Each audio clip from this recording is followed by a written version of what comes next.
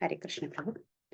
So ಕೆಲವು ವಿಪರೀತ ಪರಿಸ್ಥಿತಿಗಳಿಂದ ಪ್ರಭು ಕ್ಲಾಸ್ ತಗೊಳಕ್ಕೆ ಆಗ್ಲಿಲ್ಲ. ಸೊ ಹಾಗಾಗಿ ಈ ಒಂದು ಸೇವೆನ ನನಗೆ ಕೊಟ್ಟಿದ್ದಾರೆ. ನೀವೆಲ್ಲರ ಆಶೀರ್ವಾದ ಮಾಡಿ ಸರಿಯಾದ ಸಮಯದಲ್ಲಿ ಸರಿಯಾದ ಪದಗಳನ್ನು, ಪರಂಪರೆಯಲ್ಲಿ ಬಂದಂತ ಮಾತುಗಳನ್ನ ನಾನು ಏನ್ ಕೇಳಿಸ್ಕೊಂಡಿದ್ದೆ, ನಾನು ಸರಿಯಾದ ರೀತಿಯಲ್ಲಿ ನಿಮ್ಮ ಹೃದಯದ ಒಳಗೂ ತಲುಪಿಸುವಂತ ಕಾರ್ಯವನ್ನು ನಾನು ಸರಿಯಾಗಿ ಮಾಡ್ಬೇಕು ಅಂತ ಎಲ್ಲರ ಆಶೀರ್ವಾದ ಮಾಡಿ. ಹರೇ ಕೃಷ್ಣ. ಓಕೆ, ಪ್ರಾರ್ಥನೆಯೊಂದಿಗೆ ನಾವು ಇವತ್ತು ಭಾಗವತಂ ಕ್ಲಾಸ್ನ ಪ್ರಾರಂಭ ಮಾಡೋಣ. ಸೊ ಇವತ್ತು ನಮ್ಮ ಭಾಗವತಂ ವಿಷಯ ಅಧ್ಯಾಯ 14, ಶ್ಲೋಕ number 1. So chapter number 14, first canto, chapter number 14, ಶ್ಲೋಕ ನಂಬರ್ 1. ಓಕೆ, ನಿಮ್ಮ ಪುಸ್ತಕಗಳನ್ನ ಓಪನ್ ಮಾಡಿ ಇಟ್ಕೊಳ್ಬಹುದು. ಸಾಧ್ಯ ಆದ್ರೆ ಭಗವದ್ಗೀತಾ ಪುಸ್ತಕಗಳು ಕೂಡ ನೀವು ಓಪನ್ ಮಾಡಿ ಇಟ್ಕೊಂಡಿರೋದು ಅವಕಾಶ ಸಿಕ್ಕಿದ್ರೆ, ನಾನು ಸಮಯ ಇದ್ರೆ ಕೆಲವು ಅನುವಾದಗಳನ್ನು ಓದ್ಲಿಕ್ಕೆ ಹೇಳ್ತೀನಿ, ಆವಾಗ ನೀವು ಅದನ್ನ ಓದ್ಬೋದು. ಓಕೆ, ಸೊ ಪ್ರಾರ್ಥನೆಯೊಂದಿಗೆ ನಾವು ನಮ್ಮ ಭಾಗವತಂ ಕ್ಲಾಸ್ನ ಪ್ರಾರಂಭ ಮಾಡೋಣ. ಓಂ ನಮೋ ಭಗವತೆ ವಾಸುದೇವಾಯ. ಓಂ ನಮೋ ಭಗವತೆ ವಾಸುದೇವಾಯ. ಓಂ ನಮೋ ಭಗವತೆ ವಾಸುದೇವಾಯ. ಸೌಂಡ್ ಕೇಳಿಸ್ತಾ ಇದೆಯಾ? ಕೇಳಿಸ್ತಾ ಇದೆ ಮಾತಾಜಿ. Thank you. ನಾರಾಯಣ ನಮಸ್ಕೃತ್ಯಂ ನರಂ ಚೈವ ನರೋತ್ತಮಂ ದೇವೀಂ ಸರಸ್ವತಿಂ ವ್ಯಾಸಂ ತತೋ ಜಯಮುದೀರಯೇತ್. ನಷ್ಟಪ್ರಾಯೇಷು ಅಭದ್ರೇಷು ನಿತ್ಯಂ ಭಾಗವತ ಸೇವಯಾ ಭಗವತಿ ಉತ್ತಮ ಶ್ಲೋಕೆ ಭಕ್ತಿರ್ಭವತಿ ನೈಷ್ಠಿಕೀಂ. ಕೃಷ್ಣಾಯ ವಾಸುದೇವಾಯ ದೇವಕೀ ನಂದನಾಯ ಚ ನಂದ ಗೋಪಕುಮಾರಾಯ ಗೋವಿಂದಾಯ ನಮೋ ನಮಃ. ನಮಃ ಪಂಕಜನಾಭಾಯ ನಮಃ ಪಂಕಜ ಮಾಲಿನೇ ನಮಃ ಪಂಕಜ ನೇತ್ರಾಯ ನಮಸ್ತೆ ಪಂಕಜಾಂಗ್ರಯೇ. ಹರೇ ಕೃಷ್ಣ. ಶ್ಲೋಕವನ್ನ ಹೇಳ್ತಾ ಅದರ ಚರ್ಚೆಗಳನ್ನ ಕೂಡ ನಾವು ಮಾಡೋಣ. ಸ್ಕಂದ 1, ಅಧ್ಯಾಯ 14, ಶ್ಲೋಕ ನಂಬರ್ 1. ಸೊ ಇದರ ಟೈಟಲ್ಲೇ ಶ್ರೀಕೃಷ್ಣನ ಅಂತರ್ಧಾನ. ಸೊ ಕೃಷ್ಣ ತನ್ನ ಎಲ್ಲ ಲೀಲೆಗಳನ್ನ ಮುಗಿಸಿ ಅಂತರ್ಧಾನ ಆಗ್ತಾ ಇರೋಂತ ವಿಷಯ ಈ ಒಂದು ಚಾಪ್ಟರ್ ಅಲ್ಲಿ ಚರ್ಚಿಸಲಾಗಿದೆ. ಸೂತ ಉವಾಚ ಸಂಪ್ರಸ್ಥಿತೆ ದ್ವಾರಕಾಯಾಂ ಜಿಷ್ಣೌ ಬಂತು ದಿದೃಕ್ಷಯ ಜ್ಞಾತುಂ ಚ ಪುಣ್ಯ ಶ್ಲೋಕಸ್ಯ ಕೃಷ್ಣಸ್ಯ ಚ ವಿಚೇಷ್ಟಿತಂ. ಸಂಪ್ರಸ್ಥಿತೆ ದ್ವಾರಕಾಯಾಂ ಜಿಷ್ಣೌ ಬಂತು ದಿದೃಕ್ಷಯ ಜ್ಞಾತುಂ ಚ ಪುಣ್ಯ ಶ್ಲೋಕಸ್ಯ ಕೃಷ್ಣಸ್ಯ ಚ ವಿಚೇಷ್ಟಿತಂ. ಅನುವಾದ. ಸೂತ ಮುನಿಗಳು ಹೇಳಿದರು, ಶ್ರೀಕೃಷ್ಣನನ್ನು ಮತ್ತು ಇತರ ಬಂಧುಗಳನ್ನು ಕಾಣುವುದಕ್ಕಾಗಿಯೂ ಮತ್ತು ಕೃಷ್ಣನ ಮುಂದಿನ ಕಾರ್ಯ ವಿವರಗಳನ್ನು ತಿಳಿಯುವ ಸಲುವಾಗಿಯೂ ಅರ್ಜುನನು ದ್ವಾರಕಾ ನಗರಿಗೆ ಹೋದನು. ಭಾವಾರ್ಥ. ಅನುವಾದ ಮತ್ತೆ ಭಾವಾರ್ಥವನ್ನು ನೀಡಿದಂತ AC ಭಕ್ತಿವೇದಾಂತ ಶ್ರೀಲ ಪ್ರಭುಪಾದರಿಗೆ ಜಯವಾಗಲಿ. ಹರೇ ಕೃಷ್ಣ. ಭಾವಾರ್ಥ. ಭಗವದ್ಗೀತೆಯಲ್ಲಿ ಹೇಳಿರುವಂತೆ ದುಷ್ಟರನ್ನು ಶಿಕ್ಷಿಸಲು ಮತ್ತು ಶಿಷ್ಟರನ್ನು ರಕ್ಷಿಸಲು ಶ್ರೀಕೃಷ್ಣನು ಭೂಮಿಗೆ ಅವತರಿಸಿದನು. ಕುರುಕ್ಷೇತ್ರದ ಯುದ್ಧ ಮುಗಿದು ಯುಧಿಷ್ಠಿರ ಮಹಾರಾಜನು ಸಿಂಹಾಸನವೇರಿದ ಮೇಲೆ ಕೃಷ್ಣನ ಕಾರ್ಯ ಮುಗಿಯಿತು. ಪಾಂಡವರು, ಅದರಲ್ಲಿಯೂ ಅರ್ಜುನನು ಕೃಷ್ಣನ ನಿತ್ಯ ಸಂಗಾತಿಗಳಾಗಿದ್ದವರು. ಆದ್ದರಿಂದ ಕೃಷ್ಣನನ್ನು ಕಂಡು ಅವನ ಮುಂದಿನ ಕಾರ್ಯ ವಿವರಗಳನ್ನು ತಿಳಿಯಲು ಅರ್ಜುನನು ದ್ವಾರಕಾ ನಗರಿಗೆ ಹೋದನು. ಹರೇ ಕೃಷ್ಣ. ಓಂ ಅಜ್ಞಾನತಿಮಿರಂಧಸ್ಯ ಜ್ಞಾನಾಂಜನಶಲಾಕಯ ಚಕ್ಷುರುನ್ಮಿಲಿತಂ ಯೇನ ತಸ್ಮೈ ಶ್ರೀ ಗುರವೇ ನಮಃ. ಶ್ರೀ ಚೈತನ್ಯಮನೋಭೀಷ್ಟಂ ಸ್ಥಾಪಿತಂ ಯೇನ ಭೂತಲೆ ಸ್ವಯಂ ರೂಪ ಕದಾ ಮಹ್ಯಂ ದದಾತಿ ಸ್ವಪದಾಂತಿಕಂ. ಹೇ ಕೃಷ್ಣ ಕರುಣಾ ಸಿಂಧೋ ದೀನಬಂಧು ಜಗತ್ಪತೆ ಗೋಪೇಶ ಗೋಪಿಕಾ ಕಾಂತ ರಾಧಾ ಕಾಂತ ನಮೋಸ್ತುತೆ. ತಪ್ತ ಕಾಂಚನ ಗೌರಂಗಿ ರಾಧೆ ವೃಂದಾವನೇಶ್ವರಿ ವೃಷಭಾನುಸುತೆ ದೇವಿ ಪ್ರಣಮಾಮಿ ಹರಿಪ್ರಿಯೆ. ವಾಂಛಾ ಕಲ್ಪತರುಭ್ಯಶ್ಚ ಕೃಪಾ ಸಿಂಧುಭ್ಯ ಏವ ಚ ಪತಿತಾನಾಂ ಪಾವನೇಭ್ಯೋ ವೈಷ್ಣವೇಭ್ಯೋ ನಮೋ ನಮಃ. ನಮ ಓಂ ವಿಷ್ಣುಪಾದಾಯ ಕೃಷ್ಣ ಪ್ರೇಷ್ಠಾಯ ಭೂತಲೆ ಶ್ರೀಮತೆ ಜಯಪತಾಕ ಸ್ವಾಮಿನಿತಿ ನಾಮಿನೆ. ನಮೋ ಆಚಾರ್ಯ ಪಾದಾಯ ನಿತಾಯ ಕೃಪಪ್ರದಾಯಿನೆ ಗೌರಕದಾಮದಾಯ ನಗರ ಗ್ರಾಮ ತಾರಿಣೆ. ನಮ ಓಂ ವಿಷ್ಣುಪಾದಾಯ ಕೃಷ್ಣ ಪ್ರೇಷ್ಠಾಯ ಭೂತಲೆ ಶ್ರೀಮತೆ ಭಕ್ತಿ ವೇದಾಂತ ಸ್ವಾಮಿನಿತಿ ನಾಮಿನೆ. ನಮಸ್ತೆ ಸಾರಸ್ವತೆ ದೇವಿ ಗೌರವಾಣಿ ಪ್ರಚಾರಿಣೆ ನಿರ್ವಿಶೇಷ ಶೂನ್ಯವಾದಿ ಪಾಶ್ಚಾತ್ಯ ದೇಶ ತಾರಿಣೆ. ಜಯ ಶ್ರೀ ಕೃಷ್ಣ ಚೈತನ್ಯ ಪ್ರಭು ನಿತ್ಯಾನಂದ ಶ್ರೀ ಅದ್ವೈತ ಗದಾಧರ ಶ್ರೀವಾಸಾದಿ ಗೌರ ಭಕ್ತವೃಂದ. ಹರೇ ಕೃಷ್ಣ ಕೃಷ್ಣ ಕೃಷ್ಣ ಹರೇ ಹರೇ, ಹರೇ ರಾಮ ರಾಮ ರಾಮ ಹರೇ ಹರೇ. ಮೂಕಂ ಕರೋತಿ ವಾಚಾಲಂ ಪಂಗುಂ ಲಂಘಯತೆ ಗಿರಿಂ ಯತ್ಕೃಪಾತಮಹಂ ವಂದೇ ಶ್ರೀ ಗುರುಂ ದೀನತಾರಿಣಂ ಶ್ರೀ ಕೃಷ್ಣ ಚೈತನ್ಯೇಶ್ವರಂ. ಹರಿ ಓಂ. ಹರೇ ಕೃಷ್ಣ. ಮತ್ತಮ್ಮ ಅನುವಾದ ಮತ್ತೆ ಭಾವಾರ್ಥ ಓದೋಣ. ತುಂಬಾ ಚಿಕ್ಕದಾಗಿದೆ. ಶ್ಲೋಕದೊಂದಿಗೆ. ಸಂಪ್ರಸ್ಥಿತೆ ದ್ವಾರಕಾಯಾಂ ಜಿಷ್ಣು ಬಂಧು ದಿದೃಕ್ಷಯ ಜ್ಞಾತುಂ ಚ ಪುಣ್ಯ ಶ್ಲೋಕಸ್ಯ ಕೃಷ್ಣಸ್ಯ ಚ ವಿಚೇಷ್ಟಿತಂ. ಸೂತ ಮುನಿಗಳು ಹೇಳಿದರು, ಶ್ರೀ ಕೃಷ್ಣನನ್ನು ಮತ್ತು ಇತರ ಬಂಧುಗಳನ್ನು ಕಾಣುವುದಕ್ಕಾಗಿಯೂ ಮತ್ತು ಕೃಷ್ಣನ ಮುಂದಿನ ಕಾರ್ಯ ವಿವರಗಳನ್ನು ತಿಳಿಯುವ ಸಲುವಾಗಿಯೂ ಅರ್ಜುನನು ದ್ವಾರಕಾ ನಗರಿಗೆ ಹೋದನು.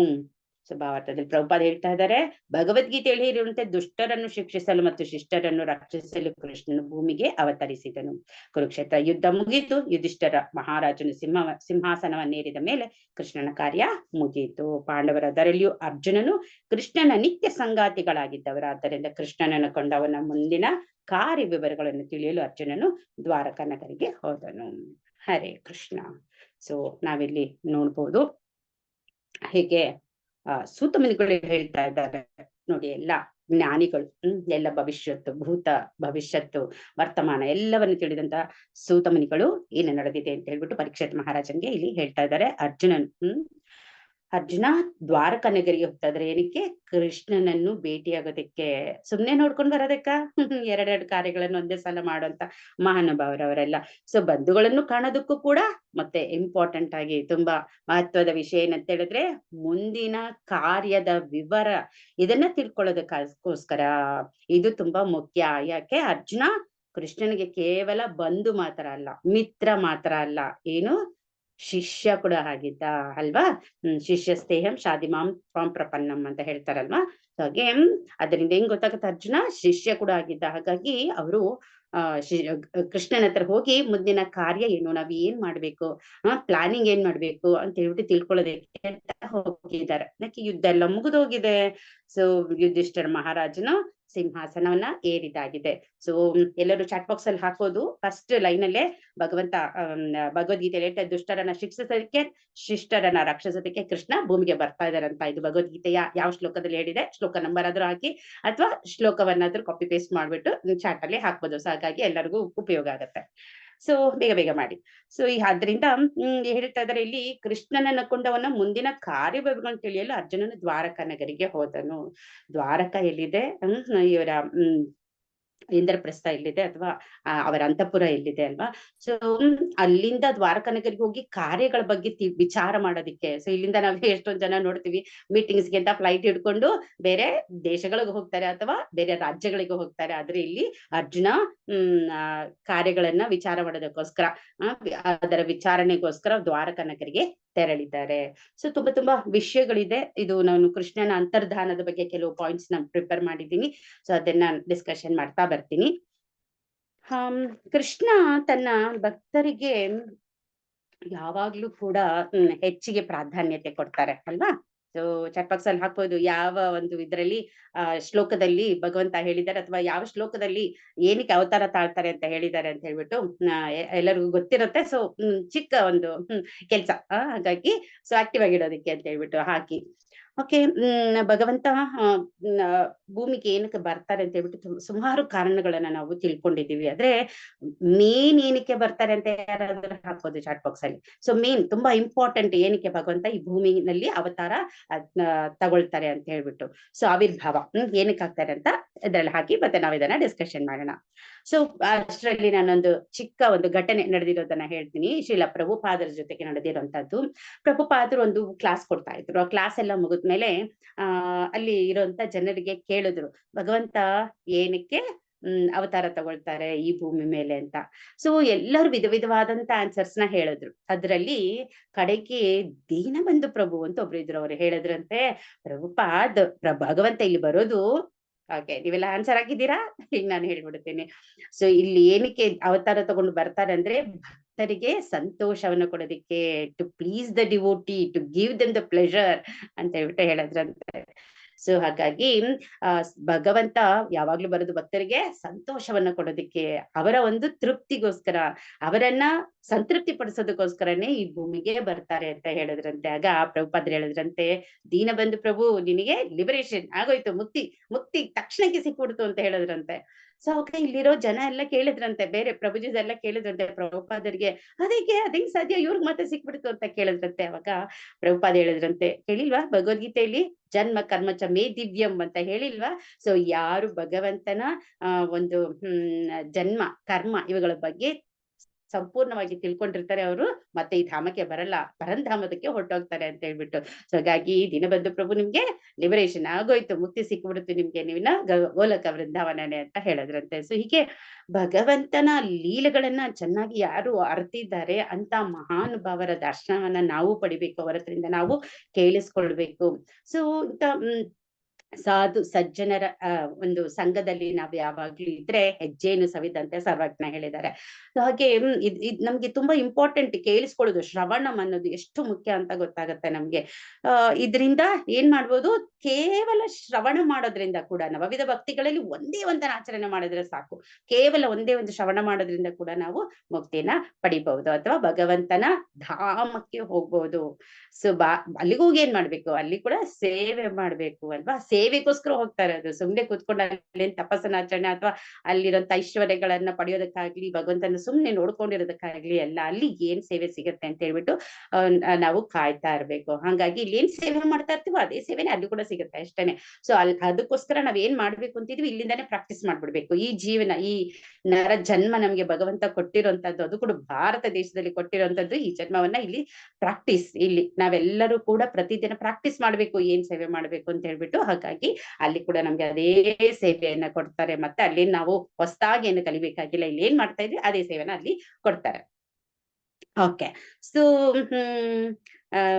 ನಮಗೆ ಭಗವದ್ಗೀತೆನಲ್ಲಿ ಯದಾ ಯದಾ ಈ ಧರ್ಮಸ್ಯ ಮತ್ ಗ್ಲಾನಿರ್ಭವತಿ ಭಾರತ, ಸೊ ಇದ್ರಲ್ಲೆಲ್ಲ ಹೇಳ್ಬಿಟ್ಟಿದ್ದಾರೆ ಎಲ್ಲೆಲ್ಲಿ ಅಧರ್ಮ ಉಂಟಾಗತ್ತೆ, ಧರ್ಮ ಕ್ಷೀಣಿಸ್ತಾ ಹೋಗುತ್ತೆ, ಅಲ್ಲೆಲ್ಲ ಭಗವಂತ ಬರ್ತಾರೆ. ಅದಕ್ಕಿಂತ ಮುಖ್ಯವಾಗಿ ಪರಿತ್ರಾಣಾಯ ಸಾಧುನಾ ಹೇಳಿದಾರ, ಸಾಧುಗಳನ್ನ ಫಸ್ಟ್ಗೆ ಹೇಳಿದ್ದಾರೆ, ಸಾಧುಗಳನ್ನ ರಕ್ಷಣೆ ಮಾಡೋದಕ್ಕೋಸ್ಕರ, ಅವರ ಹಿತಕ್ಕೋಸ್ಕರ ಮೊದ್ಲು ಭಗವಂತ ಬರ್ತಾರೆ, ಆಮೇಲೆ ದುಷ್ಟರ ಶಿಕ್ಷಣಕ್ಕೋಸ್ಕರ ಅಂತ ಹೇಳ್ಬಿಟ್ಟು.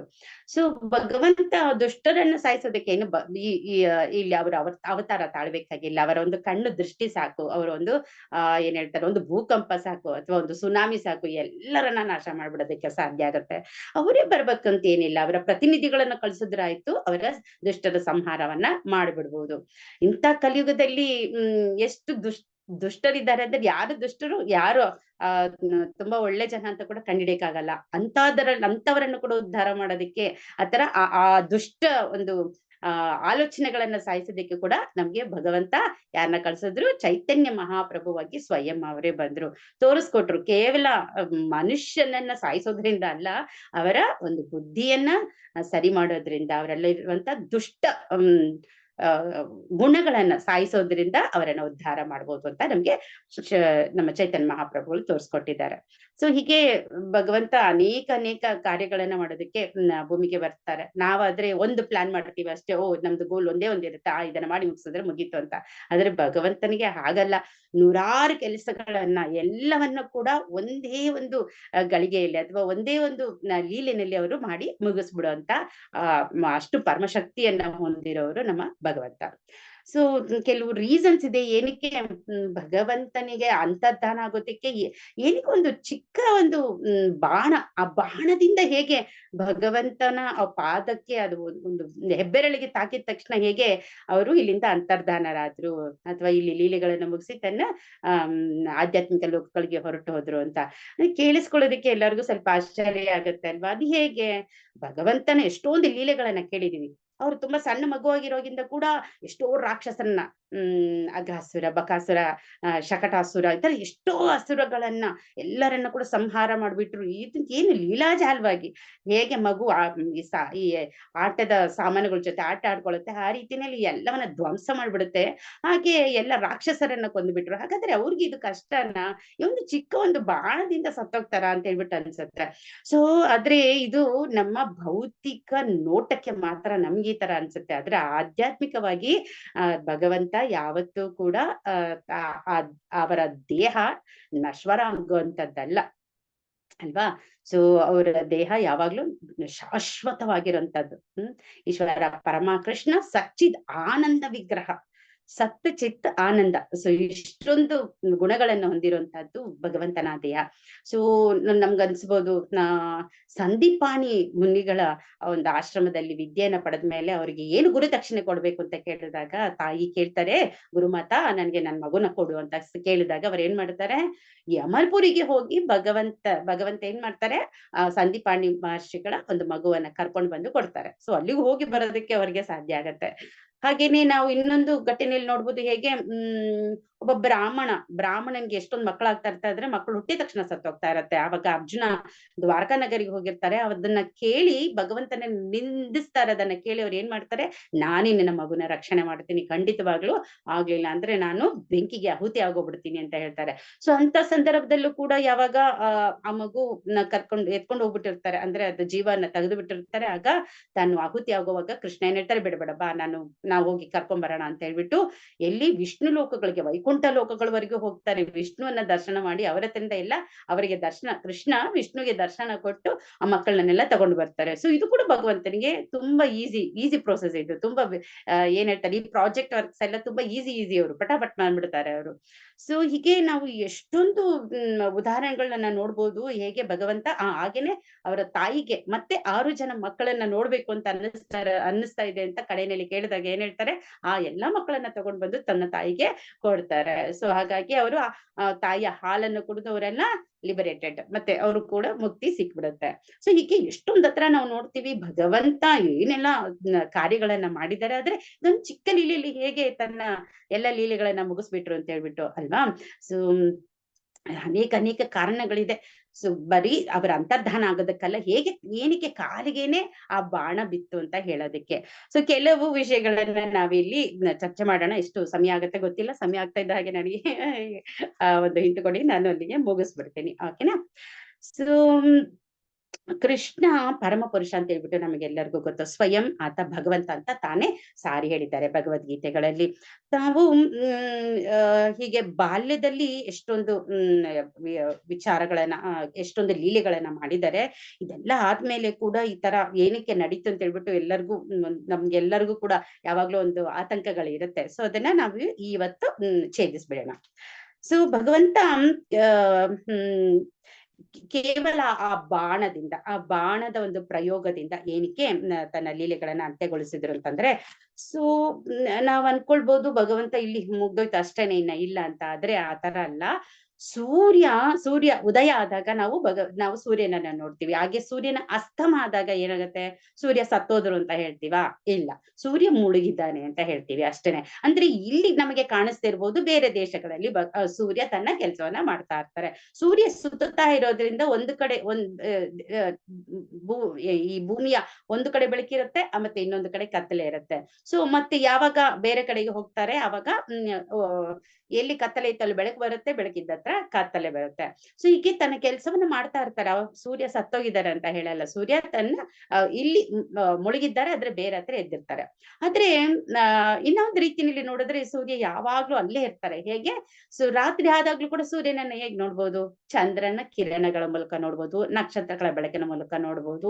ಸೊ ಇದೆಲ್ಲ ಸೂರ್ಯನ ಒಂದು ತಾಪದಿಂದಾನೇ ಇವರು ತಮ್ಮ ಕೆಲಸವನ್ನ ಮಾಡ್ತಾ ಇರ್ತಾರೆ. ಸೊ ಹಾಗಾಗಿ ಈ ಆಧ್ಯಾತ್ಮಿಕ ಲೋಕಗಳು ಕೂಡ ಭಗವಂತನ ಒಂದು ಬೆಳಕಿನಿಂದಾನೇ ಬೆಳಗತ್ತೆ ಅಂತ ಹೇಳಿದ್ರೆ ಅದನ್ನ ನಾವು ಈಸಿಯಾಗಿ ಈ ಒಂದು ಎಕ್ಸಾಂಪಲ್ ಇಂದ ಅರ್ಥ ಮಾಡ್ಕೊಳ್ಬಹುದು. ಹಾಗೆ ಭಗವಂತ ಕೂಡ ಹೇಗೆ ಇಲ್ಲಿ ತಮ್ಮ ಲೀಲೆಗಳನ್ನ ಮುಗಿಸಿದ್ದಾರೆ, ಇಲ್ಲಿ ಮುಗಿಸಿ ಬೇರೆ ಒಂದು ಲೋಕದಲ್ಲಿ ತಮ್ಮ ಲೀಲೆಗಳನ್ನ ಮಾಡ್ತಾ ಇರ್ತಾರೆ. ಯಾಕಂದ್ರೆ ಇಷ್ಟೊಂದು ಬ್ರಹ್ಮಾಂಡಗಳಿದೆ, ಎಲ್ಲಾ ಬ್ರಹ್ಮಾಂಡಗಳಲ್ಲೂ ಭಗವಂತ ಏನ್ ಮಾಡ್ತಾ ಇರ್ತಾರೆ, ತನ್ನ ಲೀಲೆಗಳನ್ನ ಮಾಡ್ತಾನೆ ಇರ್ತಾರೆ. ಹಾಗಾಗಿ ಅವ್ರಿಗೆ ಒಂದತ್ರ ಲೀಲೆ ಮುಗಿಸಿದ್ರೆ ಇನ್ನೊಂದತ್ರ ಲೀಲೆಗಳನ್ನ ಪ್ರಾರಂಭ ಮಾಡ್ಬಿಟ್ಟಿರ್ತಾರೆ.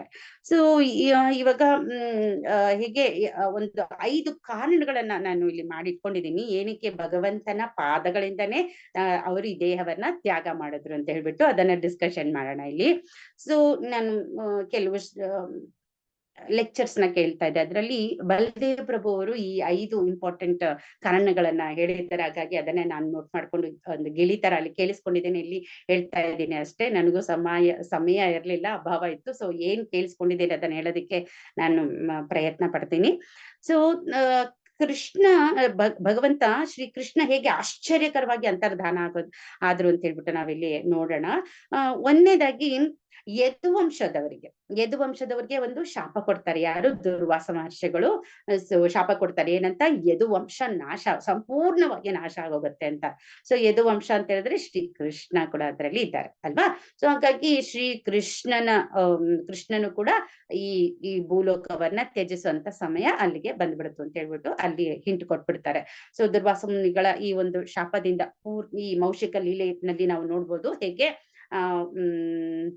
ಅವರ ಮಗ ಸಾಂಬನ ಒಂದು ದುಷ್ಕೃತ್ಯದಿಂದ ಈ ಗುರುಗಳನ್ನ ನಿಂದನೆ ಮಾಡೋದ್ರಿಂದ ಅಥವಾ ಅವರ ಹತ್ರ ಹಾಸ್ಯಾಸ್ಪದವಾಗಿ ನಡ್ಕೊಳ್ಳೋದ್ರಿಂದ ಹೇಗೆ ಶಾಪ ಬಂದ್ಬಿಡ್ತು ಅಂತ. ಸೊ ಇದರಿಂದ ನಮಗೂ ಗೊತ್ತಾಗತ್ತೆ ಹೇಗೆ ನಾವು ಗುರು ಮಹಾರಾಜರ ಹತ್ರ ಆಗಿಲ್ಲ ಅಥವಾ ಸೀನಿಯರ್ ವೈಷ್ಣವಾಸ್ ಅಥವಾ ತುಂಬಾ ಎಲಿವೇಟೆಡ್ ವೈಷ್ಣವಾಸ್ ಯಾರಿರ್ತಾರೆ ಅವರ ಹತ್ರ ಎಲ್ಲ ಹಾಸ್ಯಾಸ್ಪದವಾಗಿ ನಡ್ಕೊಳ್ಳೋ ಹಾಗಿಲ್ಲ. ಯಾಕಂತ ಹೇಳಿದ್ರೆ ಅವ್ರಿಗೆ ಏನಾದ್ರೂ ನೋವು ಮಾಡೋ ತರ ಮಾಡ್ಬಾರ್ದು. ನಾವು ವೈಷ್ಣವ ನಿಂದನೆ ಅಥವಾ ವೈಷ್ಣವ ಅಪಚಾರಗಳನ್ನ ಯಾವ್ದನ್ನು ಮಾಡ್ಬಾರ್ದು. ಹಾಗಾಗಿ ನಾವು ತುಂಬಾ ಹುಷಾರಾಗಿರ್ಬೇಕು ಅಂತ ಈ ಲೀಲೆಗಳಿಂದ ನಮ್ಗೆ ಗೊತ್ತಾಗುತ್ತೆ. ಸೊ ಒಂದನೇದಾಗಿ ಏನು ನಾವು ಅರ್ಥ ಮಾಡ್ಕೊಂಡು ದುರ್ವಾಸ ಮುನಿಗಳ ಶಾಪದಿಂದ. ಎರಡನೇದಾಗಿ ಸೊ ಏನಾಗುತ್ತೆ, ಸಾಂಬನಿಗೆ ಬಂದ್ಬಿಟ್ಟು ಒಂದು ಮೌಷಿಕ ಅಂತ ಹೇಳಿದ್ರೆ ಒಂದು ಐರನ್ ರಾಡ್, ಕಬ್ಬಿಣದ ಒಂದು ಸಲಾಕೆ ಅವನಿಗೆ ಸಲಾಕೆಗೆ ಅವನು ಜನ್ಮವನ್ನ ಕೊಡ್ತಾನೆ. ಸೊ ದುರ್ವಾಸ ಮುನಿಗಳ ಒಂದು ಶಾಪದಿಂದ. ಹಾಗಾಗಿ ಅದನ್ನ ಏನ್ ಮಾಡ್ಬೇಕು ಅಂತ ಗೊತ್ತಿಲ್ಲದೆ ಅವ್ರು ಏನ್ ಮಾಡ್ತಾರೆ, ಉಗ್ರಸೇನ ಮಹಾರಾಜರ ಹತ್ರ ತಗೊಂಡು ಹೋಗ್ತಾರೆ. ಈ ತರ ಆಗೋಯ್ತದ ಘಟನೆಗಳನ್ನ ಹೇಳ್ತಾರೆ. ಆಗ ಉಗ್ರಸೇನ ಮಹಾರಾಜ ಏನ್ ಹೇಳ್ತಾರೆ, ಅದನ್ನ ಚೆನ್ನಾಗಿ ತೇಯ್ತಾ ಬನ್ನಿ, ಅದಾಗಿ ಅದು ತೇಯ್ದಿರೋದನ್ನೆಲ್ಲ ಸಮುದ್ರದಲ್ಲಿ ಮಿಕ್ಸ್ ಮಾಡ್ಬಿಡಿ. ಹಾಗಾಗಿ ಅದೆಲ್ಲ ಹೊಟ್ಟೋಗುತ್ತೆ. ಕಡೆಗೆ ಏನಾದ್ರೂ ಉಳಿದ್ರೆ ಆ ಶಾಲಾಕೆಯನ್ನ ಕೂಡ ತೆಗೆದು ನೀವು ಸಮುದ್ರಕ್ಕೆ ಬಿಸಾಕ್ಬಿಡಿ ಅಂತ ಹೇಳ್ತಾರೆ. ಸೊ ಈ ರೀತಿ ಬಿಸಾಕಿದಂತಹ ಆ ಒಂದು ಶಾಲಾಕೆ ಏನಿದೆ ಅದು ಒಂದು ಬೇಡನಿಗೆ ಒಂದು ಮೀನಿನ ಹೊಟ್ಟೆನಲ್ಲಿ ಸಿಗುತ್ತೆ. ಹಾಗಾಗಿ ಅದನ್ನ ಅವ್ರೇನ್ ಮಾಡ್ತಾನೆ, ಅದು ಬಾಣವಾಗಿ ಉಪಯೋಗಿಸ್ತಾನೆ. ತುಂಬಾ ಚೂಪಾಗಿರೋದ್ರಿಂದ ಬಾಣಕ್ಕೆ ಉಪಯೋಗ ಆಗತ್ತೆ ಅಂತ ಹೇಳ್ಬಿಟ್ಟು ಅದನ್ನ ತಗೊಳ್ತಾರೆ. ಹಾಗೆ ಈ ಸಮುದ್ರದಲ್ಲಿ ಹಾಕಿದಂತ ತೇಯ್ದು ಏನ್ ಹಾಕಿರ್ತಾರೆ ಅದೆಲ್ಲನ ಹೋಗಿ ಒಂದತ್ರ ಸೇರ್ಕೊಂಡು ಅದು ಹುಲ್ಲಾಗಿ ತುಂಬಾ ಏನು ಬಲಿಷ್ಠವಾದಂತ ಹುಲ್ಲಾಗಿ ಬೆಳೆಯುತ್ತೆ. ಇದೆಲ್ಲ ಪ್ರಭಾಸ ಕ್ಷೇತ್ರದಲ್ಲಿ ಬೆಳೆದಿರುತ್ತೆ. ಯಾವಾಗ ಪ್ರಭಾಸ ಕ್ಷೇತ್ರಕ್ಕೆ ಎಲ್ಲರೂ ಕೂಡ ಕೃಷ್ಣನ ಮಕ್ಕಳು ಮೊಮ್ಮಕ್ಕಳು ಎಲ್ಲರೂ ಅಲ್ಲಿಗೆ ಹೋಗ್ತಾರೆ. ಸೊ ಅಲ್ಲಿ ಎಲ್ಲ ಕಾರ್ಯಗಳನ್ನ ಚೆನ್ನಾಗಿ ಮಾಡ್ತಾರೆ. ಆದ್ರೆ ಕೆಲವು ಚಿಕ್ಕ ಒಂದು ಸಂಗತಿಯಿಂದ ಅವರಲ್ಲಿ ಜಗಳ ಉತ್ಪತ್ತಿ ಆಗತ್ತೆ. ಹಾಗಾಗಿ ಒಬ್ಬರನ್ನೊಬ್ರು ಬಡದಾಡ್ಕೊಳ್ತಾರೆ. ಕಡೆಗೆ ಅಸ್ತ್ರಶಸ್ತ್ರಗಳನ್ನ ತಗೊಳ್ಳೋದಕ್ಕೆ ನೋಡ್ತಾರೆ. ಕೊನೆಗೆ ಅಲ್ಲೇ ಇದ್ದಂತ ಆ ಒಂದು ಹುಲಿನ ಗರಿಗಳನ್ನ ತಗೊಂಡು ಒಬ್ಬರನ್ನೊಬ್ರು ಏನ್ ಮಾಡ್ತಾರೆ, ಕೊಂದುಕೊಂಡ್ಬಿಡ್ತಾರೆ. ಎಲ್ಲರೂ ಸತ್ತೋಗ್ತಾರೆ. ಎಲ್ಲ ಮುಗ್ದು ಹೋಗುತ್ತೆ. ಸೊ ಹಾಗೇನೆ ಇದು ನಡೆದ ತಕ್ಷಣ ಏನಾಗತ್ತೆ, ಬೇಡನೊಬ್ಬ ಇದನ್ನೆಲ್ಲ ತಿಳ್ಕೊಂಡಂತ ಕೃಷ್ಣ ಕಾಡಿಗೆ ಹೊರಟೋಗಿ ಅಲ್ಲಿ ಒಂದು ಮರದ ಕೆಳಗಡೆ ಮಲ್ಕೊಂಡು ಒಂದು ಕಾಲಿನ ಮೇಲೆ ಇನ್ನೊಂದು ಕಾಲನ್ನ ಇಟ್ಕೊಂಡು ಒಂದು ಎಡಗಾಲದ ಮೇಲೆ ಬಲಗಾಲನ ಈ ರೀತಿ ಇಟ್ಕೊಂಡು ಅವ್ರು ಏನ್ ಮಾಡ್ತಾ ಇರ್ತಾರೆ, ತನ್ನ ಕಾಲನ್ನ ಹಿಂಗ ಆಡಿಸ್ತಾ ಇರುವಾಗ ಹೆಬ್ಬೆರಳು ಕೂಡ ಕದಲ್ತಾ ಇರತ್ತೆ. ಸೊ ಬೇಡನೊಬ್ಬ ಆ ಕಡೆ ಹೋಗ್ತಾ ಇರೋನು ಏನ್ ಅನ್ಕೊಳ್ತಾನೆ, ದೂರದಿಂದ ಈ ದೃಶ್ಯವನ್ನ ನೋಡಿ ಅವ್ನ ಏನ್ ಅನ್ಕೊಳ್ತಾನೆ, ಇದು ಜಿಂಕೆ ಇರ್ಬೋದು ಅಂತ ಅನ್ಕೊಳ್ತಾನೆ. ಸೊ ಪಾದಗಳು ಮಾತ್ರ ಕಾಣಿಸ್ತಾ ಇದೆ. ಸೊ ಹಾಗಾಗಿ ಇದು ಜಿಂಕೆ ಇರ್ಬೋದು, ಕದಲ್ತಾ ಇದೆ ಅಂತ ಹೇಳ್ಬಿಟ್ಟು ಅದ್ರ ಕಂಡಿರ್ಬೋದು ಅಂತ ಹೇಳ್ಬಿಟ್ಟು ಏನ್ ಮಾಡ್ತಾನೆ, ಸೊ ಬಾಣವನ್ನ ಹಾಕೇ ಬಿಡ್ತಾನೆ. ಮರದ ಹಿಂದೆ ನಿಂತುಕೊಂಡು ಅದಕ್ಕೆ ಬಾಣ ಹಾಕ್ಬಿಡ್ತಾನೆ. ಸೊ ಈ ಲೀಲೆಗೆ ರಾಮಾಯಣದ ಲೀಲೆ ಒಂದು ಲೀಲೆಯಿಂದ ನಾವು ಏನಕ್ಕೆ ಈ ಒಂದು ಕಾರ್ಯ ನಡೀತು ಅಂತ ಹೇಳ್ಬಿಟ್ಟು ನೋಡ್ಬೋದು. ಎಲ್ಲಿ ವಾಲಿಯನ್ನ ಶ್ರೀ ರಾಮಚಂದ್ರ ಪೊದೆಗಳ ಹಿಂದೆ ನಿಂತು ಅವನಿಗೆ ಬಾಣವನ್ನ ಹಾಕ್ತಾರೆ. ಆಗ ವಾಲಿ ಕೇಳ್ತಾರೆ, ನೀನ್ ಯಾಕೆ ನನ್ನನ್ನ ಈ ರೀತಿ ಕೊಂದೆ? ನೀನು ಸುಗ್ರೀವನಿಗೆ ಮಾತ್ರ ನಿನ್ನ ದರ್ಶನವನ್ನ ಕೊಟ್ಟು ನಿಮ್ಮ ಕೃಪೆಯನ್ನ ತೋರಿಸ್ತಾ ಇದ್ದೀರಾ, ಆದ್ರೆ ನಾನೇನ್ ಮಾಡಿದೀನಿ? ನಾನ್ ನಿಮ್ಗೆ ಏನು ದ್ರೋಹ ಮಾಡಿಲ್ವಲ್ಲ, ಯಾಕೆ ನನ್ನನ್ನ ಮಾತ್ರ ಈ ರೀತಿ, ಅದು ಕೂಡ ಒಂದು ಹೇಡಿಯ ಹಾಗೆ ಪೊದೆಗಳಿಂದ ನಿಂತ್ಕೊಂಡ ನನ್ನ ಕೊಂದ್ಬಿಟ್ರಿ ಅಂತ ಕೇಳ್ತಾರೆ. ಆಗ ಭಗವಂತ ಹೇಳ್ತಾರೆ, ಇಲ್ಲ ಸೊ ನೀನ್ ನನ್ನ ರಾಜ ಅಂತ ಅನ್ಕೊಳ್ಳೋ ತರ ಇದ್ರೆ, ಯಾಕಂದ್ರೆ ಬಾಣದಲ್ಲಿ ನೋಡ್ತಾ ಇರೋದು ದಶರಥ ನಂದನ ಶ್ರೀ ರಾಮಚಂದ್ರ ಅಂತ ನೋಡ್ತಾರೆ. ಓ ಆ ರಾಮನ ಒಂದು ಆಗಮನವನ್ನ ನಾನು ನೋಡ್ಬೇಕಾಗಿತ್ತು ಅಂತ ಕಾಯ್ತಾ ಇದ್ದೆ, ಆದ್ರೆ ನನಗೆ ಈ ರೀತಿ ನೀವು ಅನ್ಯಾಯ ಮಾಡ್ಬಿಟ್ರಿ ಅಂತ ಹೇಳ್ತಾರೆ. ಸೊ ನಾಮವನ್ನ ಹೇಳಿರ್ತಾನೆ, ದರ್ಶನವನ್ನ ವಾಲಿ ಮಾಡಿರ್ತಾರೆ. ಸೊ ವಾಲಿ ಪ್ರಶ್ನೆಯನ್ನ ಕೇಳ್ತಾರೆ ಭಗವಂತನಿಗೆ, ಏನಕ್ಕೆ ಈ ರೀತಿ ಮಾಡಿದ್ರಿ ಅಂತ. ಆಗ ಭಗವಂತ ಹೇಳ್ತಾರೆ, ನೋಡು, ನೀನ್ ನನ್ನ ರಾಜ ಅಂತ ನೆನೆಸ್ಕೊಳ್ಳೋ ತರ ಇದ್ರೆ ನೀನೊಂದು ಪ್ರಜೆ ಆಗಿ ತುಂಬಾ ದೊಡ್ಡ ತಪ್ಪನ್ನ ಮಾಡಿದ್ಯಾ. ನೀನು ನಿನ್ನ ತಮ್ಮ ಸುಗ್ರೀವನ ಹೆಂಡತಿಯನ್ನ ನೀನು ಕರ್ಕೊಂಡು ಹೋಗ್ಬಿಟ್ಟಿದ್ಯಾ, ಹಾಗಾಗಿ ಅದು ತುಂಬಾ ದೊಡ್ಡ ತಪ್ಪು, ಹಾಗಾಗಿ ನಿನಗೆ ಶಿಕ್ಷೆ ಕೊಡ್ಲೇಬೇಕಾಗಿತ್ತು ಅಂತ ಹೇಳ್ತಾರೆ. ಸೊ ಅವ್ರು ಇಲ್ಲ ಅಂದ್ರೂನು ಕೂಡ ಸೊ ಅವ್ರು ಹೇಳ್ತಾರೆ, ನಾನು ಮನುಷ್ಯ ಅಲ್ಲ, ನಾನು ಒಂದು ಜೀವಿ ತರ, ನರ ಆ, ವಾನರ ನಾನು, ಹಾಗಾಗಿ ನಾನ್ ನರ ಅಲ್ಲ ಅಂತ ಹೇಳಿದಾಗ ಅವಾಗ ಭಗವಂತ ಹೇಳ್ತಾರೆ, ನೀನು ವಾನರ, ನೀನೊಂದು ಪ್ರಾಣಿ ಅಂತ ಅನ್ಕೊಳ್ಳೋದಾದ್ರೆ ನಾನೊಬ್ಬ ಬೇಟೆಗಾರ ಅಂತ ಅನ್ಕೋ. ಹಾಗಾಗಿ ಬೇಟೆಗಾರ ಏನ್ ಮಾಡ್ತಾನೆ, ಎಲ್ಲರನ್ನ ಬೇಟೆ ಆಡ್ತಾನೆ ಇರ್ತಾನೆ ಅಲ್ವಾ, ಎಲ್ಲ ಪ್ರಾಣಿಗಳನ್ನ ಬೇಟೆ ಆಡ್ತಾ ಇರ್ತಾರೆ. ಹಾಗಾಗಿ ನಾನು ಪೊದೆಗಳ ಹಿಂದೆ ನಿಂತ್ಕೊಂಡು ಒಬ್ಬ ಬೇಟೆಗಾರನ ಹಾಗೆ ನಿನ್ನನ್ನ ಕೊಂದಿದ್ದೀನಿ, ಹಾಗಾಗಿ ಇದ್ರಲ್ಲೂ ಕೂಡ ಏನು ತಪ್ಪಿಲ್ಲ ಅಂತ ಹೇಳ್ತಾರೆ. ಸೊ ಅವಾಗ ವಾಲಿಗೆ ಹೇಳ್ತಾರೆ, ನೋಡಿ ನೀನ್ ನನ್ನ ದರ್ಶನ ಮಾಡಿದ್ಯಾ, ನನ್ಗೆ ನಿನ್ಗೆ ಏನಾದ್ರೂ ಕೊಡ್ಬೇಕು ಅನ್ನಿಸ್ತಾ ಇದೆ.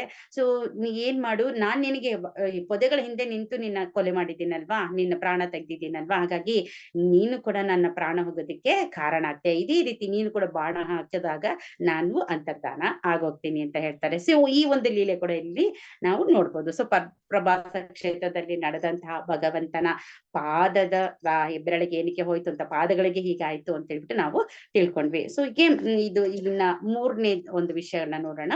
ಮೂರನೇ ವಿಷಯ ಏನಂತ ಹೇಳಿದ್ರೆ, ಎಲ್ಲ ಕುರುಕ್ಷೇತ್ರ ಯುದ್ಧ ಆಗೋಯ್ತು, ಎಲ್ಲ ಯದುವಂಶರ ನಾಶ ಆಗೋಯ್ತು, ಎಲ್ಲ ಆದಾಗ ಭಗವಂತನ ನೋಡೋದಕ್ಕೆ ಎಲ್ಲ ಭಗವಂತನ ಪಾರ್ಶ್ವದರು, ಎಲ್ಲ ಭಗವಂತನ ಸೇವಕರಾದಂತೆ ಎಲ್ಲಾ ದೇವತೆಗಳು, ಬ್ರಹ್ಮ, ಶಿವ, ನಾರದ ಎಲ್ಲರೂ ಕೂಡ ಬಂದು ಅಲ್ಲಿ ಪ್ರತ್ಯಕ್ಷ ಆಗ್ತಾರಂತೆ, ಬಂದು ಭಗವಂತನ ಹತ್ರ ಮಾತಾಡ್ತಾರಂತೆ, ಸ್ವಾಮಿ ನಾವೆಲ್ಲರೂ ಕೂಡ ದುಷ್ಟರನ್ನ ಸಂಹಾರ ಮಾಡೋದಿಕ್ಕೆ ಮತ್ತೆ ಶಿಷ್ಟರನ್ನ ರಕ್ಷಿಸೋದಿಕ್ಕೆ ಅಂತ ನಿಮ್ ಹತ್ರ ಬೇಡ್ಕೊಂಡ್ವಿ, ಹಾಗಾಗಿ ನೀವು ಈ ಧರೆಗೆ ಬಂದ್ರಿ, ಈಗ ನಿಮ್ದು ಎಲ್ಲ ಕೆಲಸ ಮುಗೀತು, ನಿಮ್ ಲೀಲೆಗಳೆಲ್ಲ ಮುಗಿದೋಯ್ತು, ಇನ್ನು ನಿಮ್ಮ ಸ್ವಧಾಮಕ್ಕೆ ನೀವು ಹೋಗ್ಬೋದು ಅಂತ ಹೇಳ್ತಾರಂತೆ. ಆಗ ಕೃಷ್ಣ ಅನ್ಕೊಳ್ತಾರೆ, ಸರಿ ನಾನು ಈ ಲೀಲೆನ ಇಲ್ಲಿ ಮುಕ್ತಾಯ ಮಾಡೋಣ ಅಂತ, ಫುಲ್ ಸ್ಟಾಪ್ ಹಾಕ್ಬೇಕಲ್ಲ ಎಲ್ಲಾದ್ರೂ, ಹಾಗಾಗಿ ಸೊ ಈ ರೀತಿ ಒಂದು ಲೀಲೆಗಳನ್ನ ಮಾಡಿದ್ರು.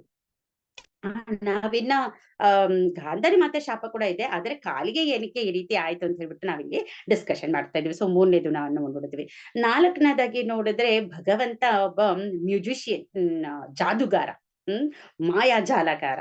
ಸೊ ಏನನ್ನ ಮಾಡಿದ್ರು ಕೂಡ ಯಾರಿಗೂ ಏನು ಅರ್ಥನೇ ಆಗೋದಿಲ್ಲ, ನಮ್ಗೆ ಏನಕ್ ಮಾಡ್ತಾ ಇದ್ದಾರೆ ಅಂತ, ಅದೆಲ್ಲ ಮ್ಯಾಜಿಕ್ ತರ ಇರುತ್ತೆ ಅಲ್ವಾ.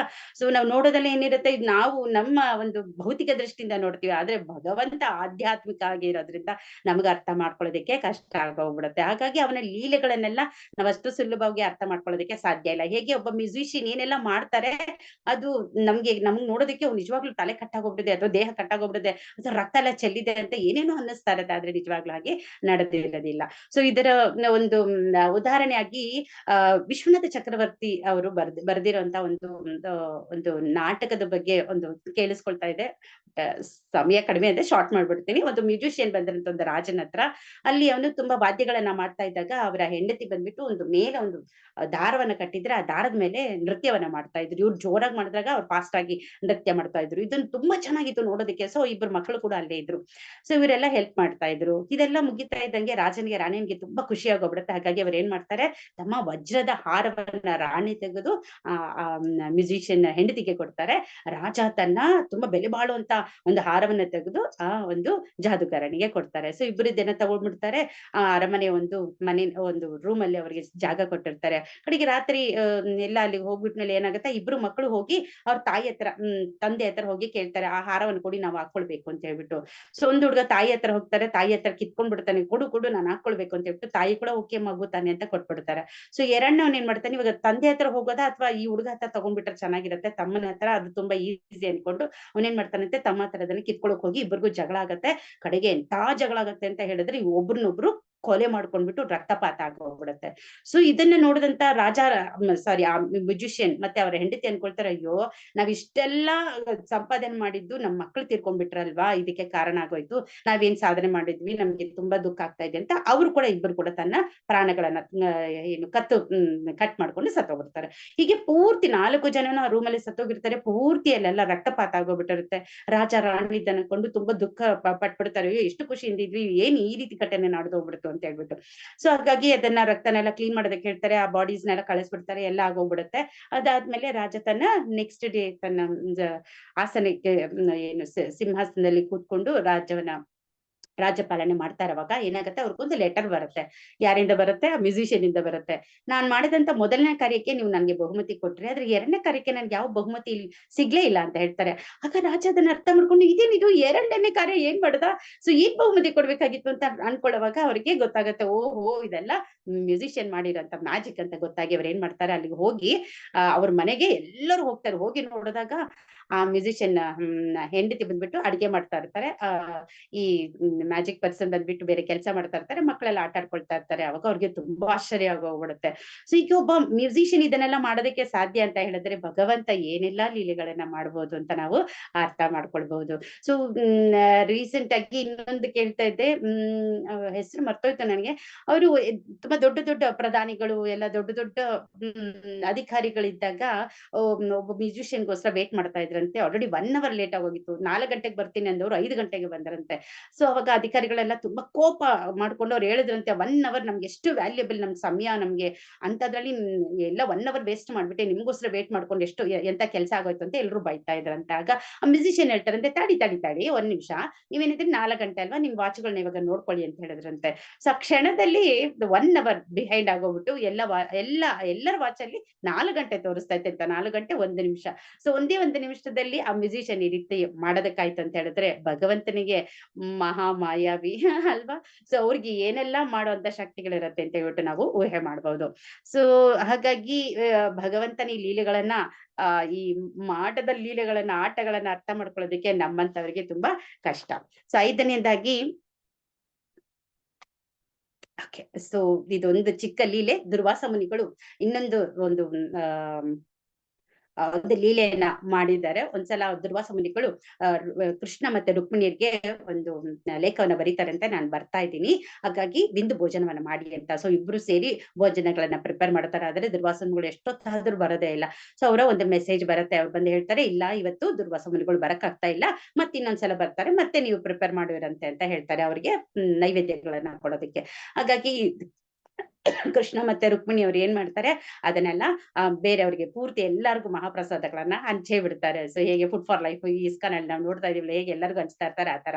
ಸೊ ಆದ್ರೆ ಮಧ್ಯರಾತ್ರಿನಲ್ಲಿ ದುರ್ವಾಸ ಮುನಿಗಳು ಒಂದು ಮತ್ತೆ ಮೆಸೇಜ್ ಕಳಿಸ್ತಾರೆ ಅಂತ, ನಾನು ಈಗಲೇ ಬರ್ತಾ ಇದ್ದೀನಿ, ನೀವು ಪಾಯಸವನ್ನ ಪ್ರಿಪೇರ್ ಮಾಡಿ ಅಂತ ಹೇಳ್ಬಿಟ್ಟು. ಆಗ ರುಕ್ಮಿಣಿ ತಾಯಿ ಎದ್ದುಬಿಟ್ಟು ಬೇಗ ಬೇಗ ಎಲ್ಲ ತಯಾರು ಮಾಡ್ತಾರೆ, ಪಾಯಸನೆಲ್ಲ ತಯಾರು ಮಾಡ್ತಾರೆ. ಸೊ ಅಲ್ಲಿಗೆ ದುರ್ವಾಸ ಮುನಿಗಳು ಬರ್ತಾರೆ, ಬಂದ್ಬಿಟ್ಟು ಅವ್ರಿಗೆ ದರ್ಶನವನ್ನ ಕೊಡ್ತಾರೆ.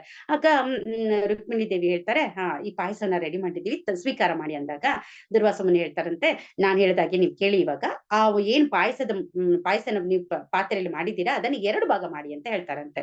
ಸೊ ಅದನ್ನ 2 ಭಾಗ ಮಾಡ್ತಾರೆ. ಅದಾದ್ಮೇಲೆ ಅವ್ರು ಹೇಳ್ತಾರಂತೆ, ಈ ಒಂದು ನಿಮಗೆ ರುಕ್ಮಿಣಿ ದೇವಿಗೆ, ಇನ್ನೊಂದು ಕೃಷ್ಣನಿಗೆ ಅಂತ ಹೇಳ್ತಾರಂತೆ. ಸರಿ, ಅವ್ರಿಬ್ಬರು ಅದನ್ನ ಕೈಯಲ್ಲಿ ಇಟ್ಕೊಂಡು ಏನ್ ಮಾಡ್ಬೇಕು ಅಂತ ಕೇಳ್ತಾರಂತೆ. ಈ ಪಾಯಸನ ತಗೊಂಡು ಮೈಯೆಲ್ಲ ಹಚ್ಕೊಳ್ಳಿ ಅಂತ ಹೇಳ್ತಾರೆ. ಸೊ ಅವಾಗ ರುಕ್ಮಿಣಿ ದೇವಿ ಇಮಿಡಿಯೇಟ್ ಆಗಿ ಏನ್ ದುರ್ವಾಸ ಮುನಿಗಳು ಏನ್ ಹೇಳ್ತಾ ಇರ್ತಾರೆ ಹಾಗೇನೆ ತಗೊಂಡು ಮೈಯೆಲ್ಲ ಹಚ್ಕೊಂಡ್ಬಿಡ್ತಾರೆ. ಕೃಷ್ಣ ನಿಧಾನವಾಗಿ ಎಲ್ಲ ಒಂದೊಂದ್ ಸ್ವಲ್ಪನೇ ಹಚ್ಕೊಳ್ತಾ ಇರ್ತಾರೆ. ಸೊ ಹೀಗೆ ಇಬ್ರು ಹಚ್ಕೊಂಡ್ ಬಿಡ್ತಾರೆ. ಹಾಗಾಗಿ ಅವ್ರಿಬ್ಬರನ್ನ ಹೊರಗಡೆ ಕರೀತಾರೆ, ಅರಮನೆಯಿಂದ ಹೊರಗಡೆಗೆ. ನಾನು ಸ್ವಲ್ಪ ಎಲ್ಲ ಕಡೆ ತೀರ್ಕೊಂಡ್ ಬರ್ಬೇಕು, ಬನ್ನಿ ಹೊರಗಡೆ ಅಂತ ಹೇಳ್ತಾರೆ. ಆಗ ಇವ್ರು ಅನ್ಕೊಳ್ತಾರೆ, ಏನಿದು ಇಲ್ಲಿ ಇಲ್ಲೇ ನಡೀತಾ ಇದೆ, ಅರ್ಥ ಆಗ್ತಾ ಇಲ್ಲ ಅಂತ. ಆದ್ರೆ ರುಕ್ಮಿಣಿ ದೇವಿ ಮತ್ತೆ ಕೃಷ್ಣ ಇಬ್ರು ಹೊರಗಡೆ ಬಂದ್ಬಿಡ್ತಾರೆ, ಅರಮನೆಯಿಂದ ಹೊರಗಡೆ ಬರ್ತಾರೆ. ಅವಾಗ ಹೇಳ್ತಾರಂತೆ, ನನಗೆ ರಥ ಬೇಕು ಅಂತ. ದಾರುಕ ರಥವನ್ನ ತಗೊಂಡ್ ಬರ್ತಾರೆ. ಅವಾಗ ದುರ್ವಾಸ ಮಹರ್ಷಿ ಹೇಳ್ತಾರಂತೆ ದಾರುಕನಿಗೆ, ನಿನ್ನ ಅವಶ್ಯಕತೆ ಏನಿಲ್ಲ, ನೀನ್ ಹೋಗು, ನೀನ್ ರೆಸ್ಟ್ ತಗೋ, ಪಾಪ ಇಷ್ಟು ಮಧ್ಯರಾತ್ರಿಗೆ ಹೋಗಿದೆ, ನಾನ್ ಮ್ಯಾನೇಜ್ ಮಾಡ್ತೀನಿ, ಹೋಗು ಅಂತ ಕಳಿಸ್ಬಿಡ್ತಾರೆ. ಸೊ ಅದಾದ್ಮೇಲೆ ಆ ದಾರುಕನಿಗೆ ಹೇಳ್ತಾರಂತೆ, ಈ ಕುದುರೆಗಳೇನಿದೆಯಲ್ಲ ಅದನ್ನ ಕೂಡ ತೆಗೆದ್ಬಿಡು, ಬರೀ ರಥ ಮಾತ್ರ ಇಲ್ಲಿ ಸಾಕು ಅಂತ. ಸೊ ಹಾಗಾಗಿ ಅವ್ರ ಕೆಲಸ ಮುಗಿಸ್ಬಿಟ್ಟು ಹೊರಟೋಗ್ತಾರೆ. ಈಗ ಕೃಷ್ಣ ಮತ್ತೆ ರುಕ್ಮಿಣಿ ಕಡೆ ತಿರುಗ್ಬಿಟ್ಟು ದುರ್ವಾಸ ಮಹರ್ಷಿ ಹೇಳ್ತಾರಂತೆ, ಈ ರಥವನ್ನ ನೀವೇ ಹೊರಬೇಕು ಅಂತ ಹೇಳ್ಬಿಟ್ಟು ಹೇಳ್ತಾರಂತೆ. ಅವಾಗ ಕೃಷ್ಣ ಅನ್ಕೊಳ್ತಾರಂತೆ, ನಾನು ಈ ರಥನ ಹೊರಬೇಕಂತ. ರುಕ್ಮಿಣಿ ದೇವಿ ಅನ್ಕೊಳ್ತಾರಂತೆ, ರಥ ಹೊರೋದೇನೋ ಸರಿ, ಆದ್ರೆ ನನಗೆ ಶಕ್ತಿ ಬೇಕಲ್ಲ ಅಂತ. ಆದ್ರೂ ಇಮಿಡಿಯೇಟ್ ಆಗಿ ಅವ್ರು ಏನ್ ಮಾಡ್ತಾರಂತೆ, ಒಂದು ರಥವನ್ನ ಎತ್ತೋದಕ್ಕೆ ತನ್ನ ಭುಜದ ಮೇಲೆ ಇಟ್ಕೊಳ್ಳೋದಕ್ಕೆ ಸರ್ವ ಪ್ರಯತ್ನವನ್ನ ಮಾಡ್ತಾರಂತೆ. ಇಷ್ಟೇ ಪ್ರಯತ್ನ ಮಾಡಿದ್ರು ಆ ರಥವನ್ನ ಎತ್ತೋದಕ್ಕೆ ಆಗೋದಿಲ್ಲ. ಆಗ ದುರ್ವಾಸ ಮಹರ್ಷಿ ಅದನ್ನ ಗಮನಿಸ್ತಾ ಇರ್ತಾರೆ. ಆಗ ರುಕ್ಮಿಣಿ ತಾಯಿ ಹೋಗಿ ಅವ್ರಿಗೆ ಪಾದಗಳಿಗೆ ನಮಸ್ಕಾರ ಮಾಡಿ ಹೇಳ್ತಾರಂತೆ, ಮಹರ್ಷಿಗಳಿಗೆ ದಯವಿಟ್ಟು ಕ್ಷಮಿಸಿ, ಮೊದಲನೇದಾಗಿ ನಾನೊಂದು ಸ್ತ್ರೀ, ನನಗೆ ಅಷ್ಟು ಶಕ್ತಿ ಇಲ್ಲ. ಎರಡನೇದಾಗಿ ನಾನು ಮಹಾರಾಣಿ ತರ ಇಲ್ಲಿ ಬೆಳೆದಿದ್ದೀನಿ, ಹಾಗಾಗಿ ಯಾವ ಕಷ್ಟಪಟ್ಟು ಕೆಲ್ಸಗಳನ್ನ ಮಾಡದೇ ಇರೋದ್ರಿಂದ ನೀವು ಆದೇಶ ಕೊಟ್ಟಂತ ಈ ಕೆಲ್ಸನ ನನ್ ಕೈಲಿ ಮಾಡಕ್ಕಾಗಿಲ್ಲ, ದಯವಿಟ್ಟು ಕ್ಷಮಿಸಿ ಅಂತ ಹೇಳ್ಬಿಟ್ಟು ಕಣ್ಣೀರ್ ಇಟ್ಕೊಂಡು ಕೇಳ್ಕೊಳ್ತಾರಂತೆ.